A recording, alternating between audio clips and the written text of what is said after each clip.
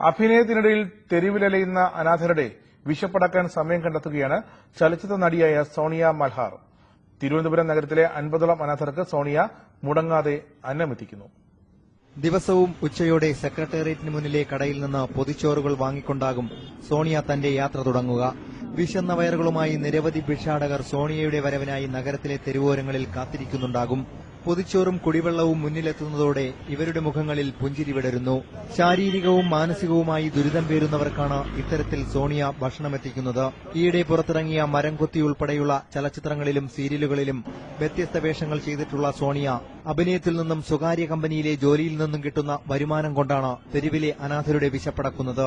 അപ്പോൾ കുറച്ച് അറിവ് വെച്ചപ്പോഴാണ് നമ്മൾക്ക് തന്നെ ചെയ്യാൻ പറ്റുന്ന പല കാര്യങ്ങളും നമ്മൾ കണ്ടില്ല കേട്ടില്ല നടിക്കുന്നത് കൊണ്ടാണ് സമൂഹത്തിൽ പലരും ഒറ്റപ്പെട്ടു പോകുന്നത്. അപ്പൊ നമ്മൾ ഒരാൾ 3 നേരം കഴിക്കാമെങ്കിൽ ഡെഫിനറ്റ്ലി നമുക്ക് ഒരാൾക്കെങ്കിലും അത് ഷെയർ ചെയ്യാനുള്ളൊരു മനസ്സുണ്ടാവണം. അത് ചെയ്യാനും മലയാളികൾക്ക് പറ്റും. RCCയിലെ ക്യാൻസർ രോഗികൾക്കും സോണിയ തന്നാൽ കഴിയുന്ന സഹായമെത്തിക്കുന്നു.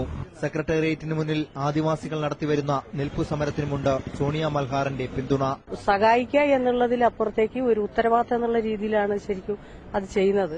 എന്തുകൊണ്ടാണ് എല്ലാ വ്യത്യസ്തമായിട്ടുള്ള ആളുകൾ ഇത് നോക്കിക്കണ്ടു മാത്രം പോകുമ്പോൾ ഈ കുട്ടി ഇങ്ങനെ ഒരു വ്യത്യസ്ത ലെവലില് ഇതിനോട് ഇങ്ങനെ സമീപിക്കുന്നെന്ന് ഞാൻ പോലും സ്വയമേ ഇങ്ങനെ ഒരു നിരീക്ഷണമായിട്ട് അതിനെ വിലയിരുത്തിയിട്ടുണ്ട്. ശരി, തമ്പാനൂരിലും സ്റ്റാച്യുവിലും കിഴക്കേക്കോട്ടയിലുമെല്ലാം ഇവർ എത്തിക്കുന്ന ഭക്ഷണപ്പൊതികൾക്കായി കാത്തിരിക്കുന്ന അനാഥർ ഏറെയാണ്. താൻ അഭിനയിച്ച സിനിമ തിയേറ്ററുകളിൽ ഓടുമ്പോഴും തെരുവിന്റെ മക്കളുടെ വിശപ്പടക്കാൻ ഓടി നടക്കുകയാണ് കൊല്ലം ചിതറ സ്വദേശിനിയായ സോണിയ മൽഹാർ. ദിബു കലിയൂർ, സൂര്യ ന്യൂസ്, തിരുവനന്തപുരം.